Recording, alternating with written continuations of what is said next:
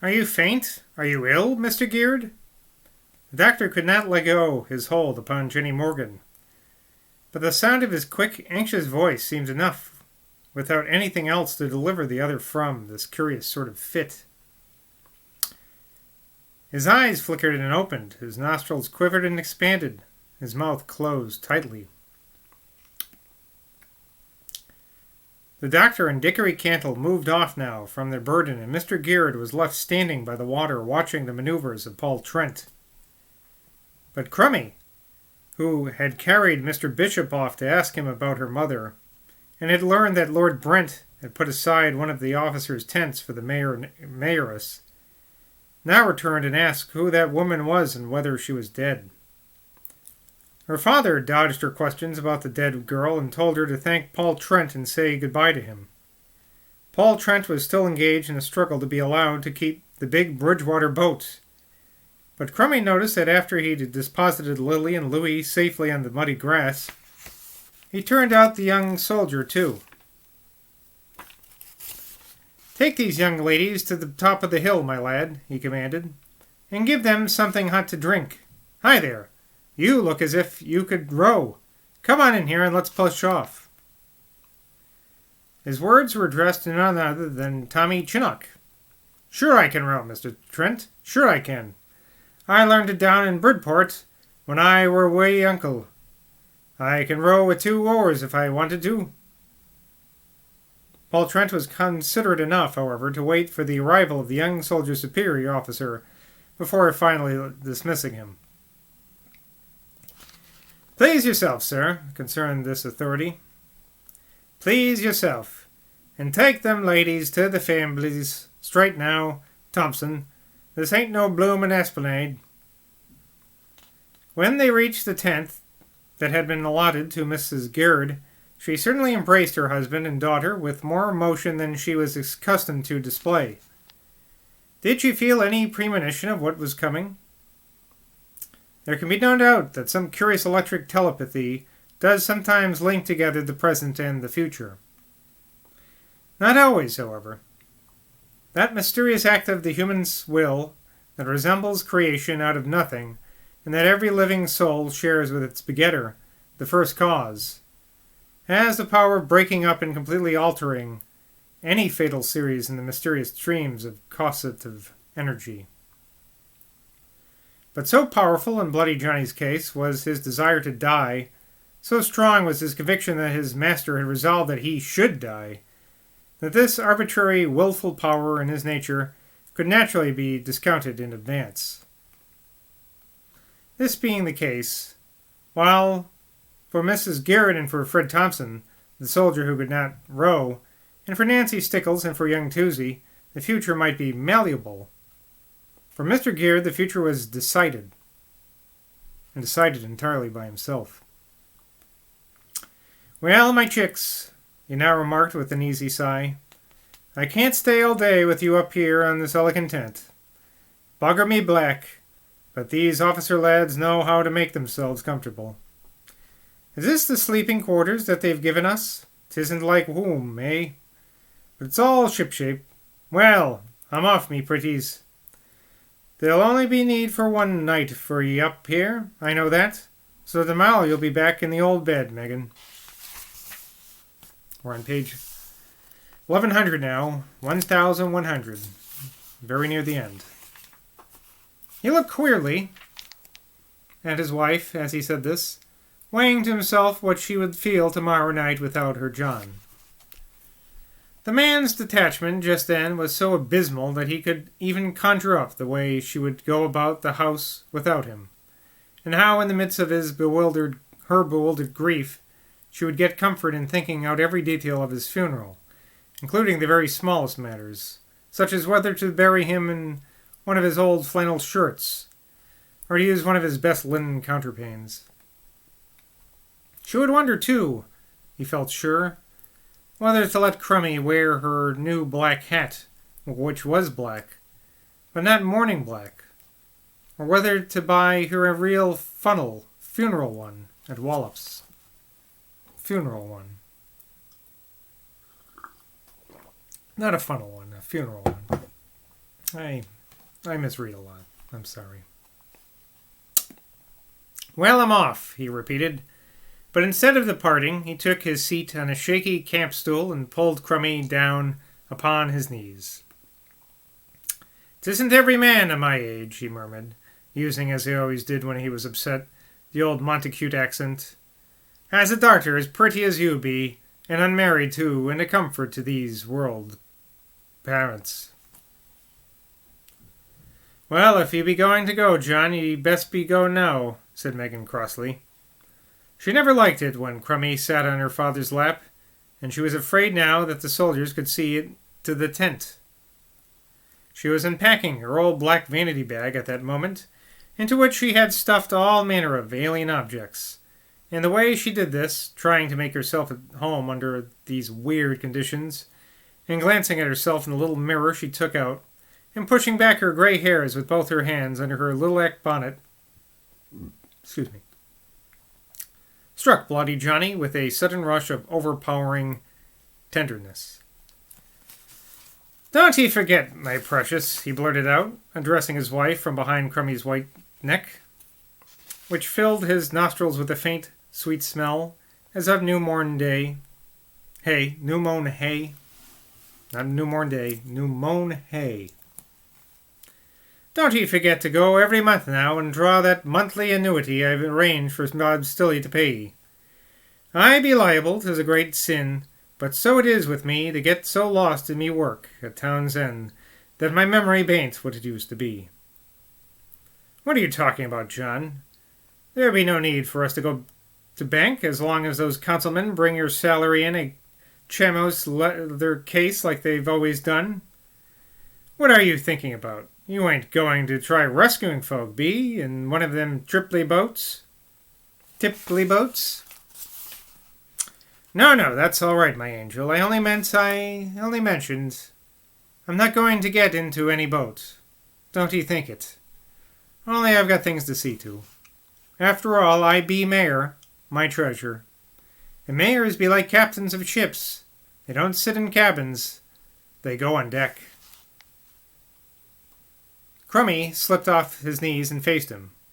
"I won't have you going any more, Dad," she cried with flashing eyes. "Mother's quite right. Your place is with us, when things be as terrible as they be today." Bloody Johnny got up slowly and stiffly.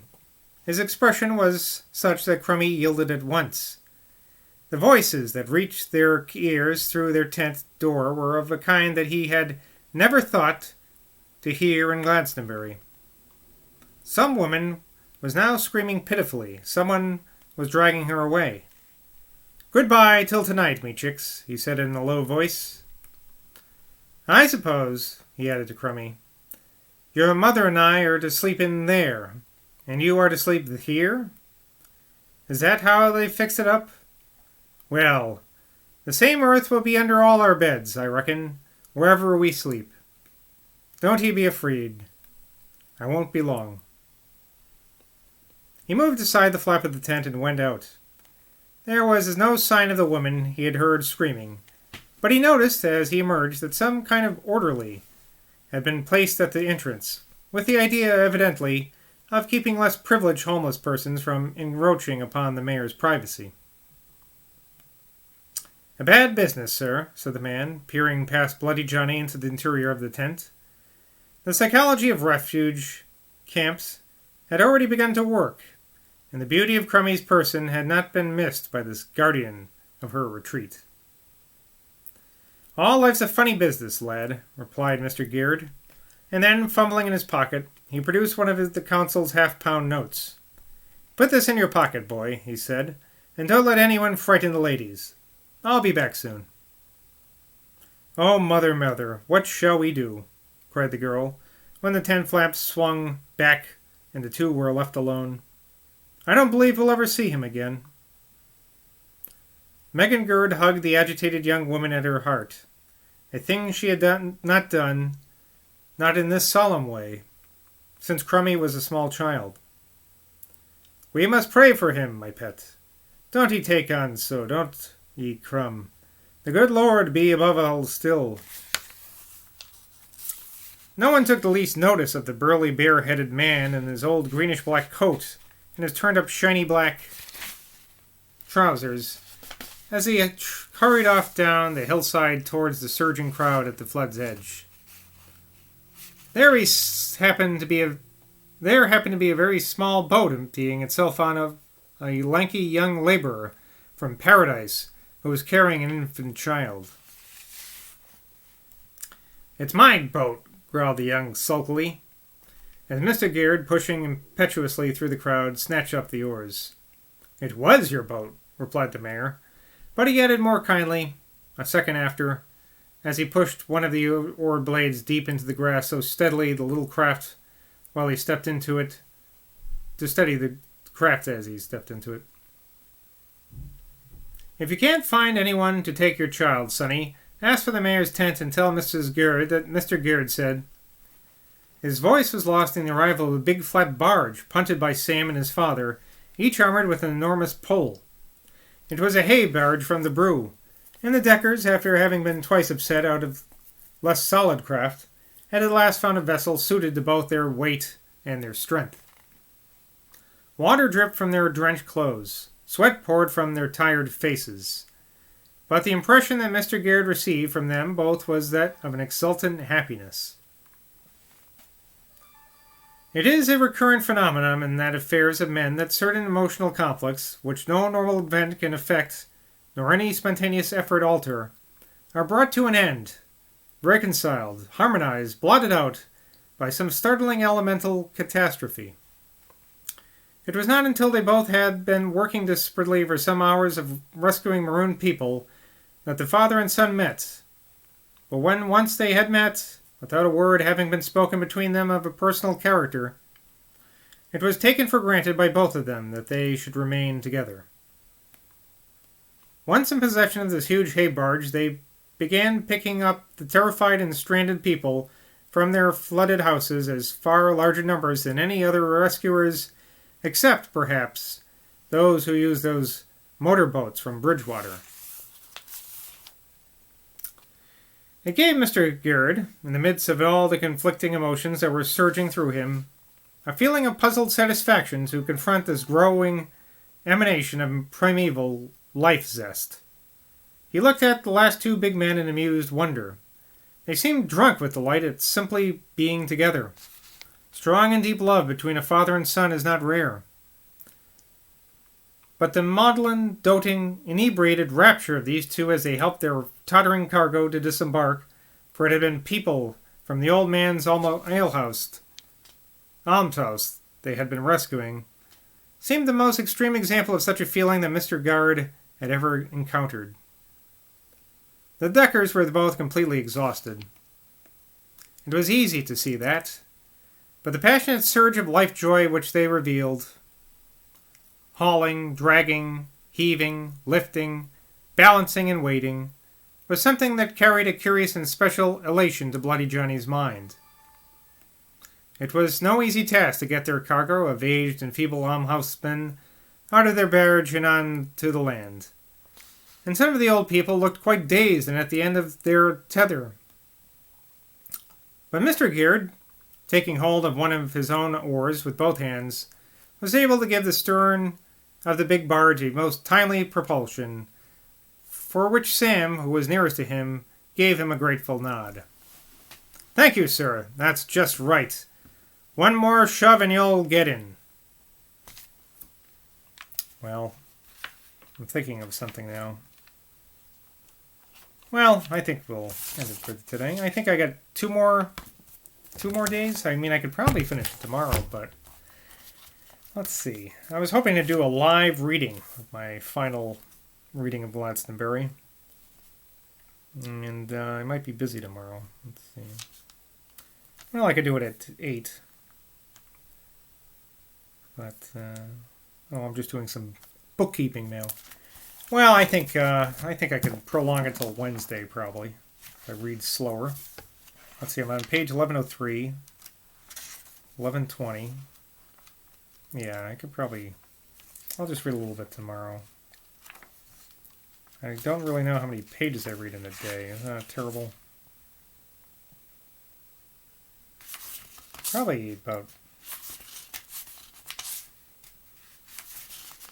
not that many, like 5 maybe, but still. Anyway, I'm just rambling to myself now. But I'll see you tomorrow. Maybe Wednesday I'll read it live at some point. So keep tuned in. Cheers.